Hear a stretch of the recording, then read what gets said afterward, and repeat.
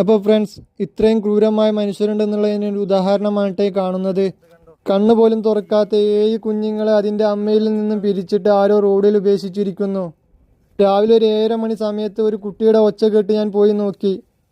ഞാൻ കരുതി നമ്മളെ കോമ്പൗണ്ടിൽ ഒരു വെള്ളപ്പൂച്ച വരാറുണ്ടായിരുന്നു, അതിന് നല്ല വയറുണ്ടായിരുന്നു. ഇന്നാണെങ്കിൽ അതിൻ്റെ വയറും കാലിയായി കിടക്കുന്നു. അത് പ്രസവിച്ചാവുന്നുള്ള ഒരു കരുതലിൽ ഞാൻ നിന്ന്. എങ്ങനെ നമ്മളെ കോമ്പൗണ്ടിൽ ഡോക്ടറുണ്ട്, അദ്ദേഹം പൂച്ചയോടും ഇങ്ങനെയുള്ള ജീവികളോടൊക്കെ ഇഷ്ടമുള്ള ആളാണ്. അദ്ദേഹത്തിനോട് ഞാൻ ചോദിച്ചപ്പോൾ അദ്ദേഹം പറഞ്ഞു അതിപ്പം പ്രസവിച്ചതല്ല, ഇതിനാരോ ഉപേക്ഷിച്ചതാണെന്ന്. ഏകദേശം 2 മണിയായിട്ടുണ്ട്. അപ്പോൾ നല്ല ചൂടാണ് പുറത്ത്. എങ്ങനെ ആ കുട്ടികളെ അവിടെ ഇട്ട് വരാമെന്ന് നോക്കുമ്പോൾ അതിലൊരു കുട്ടി ചത്ത് കിടക്കുന്നു.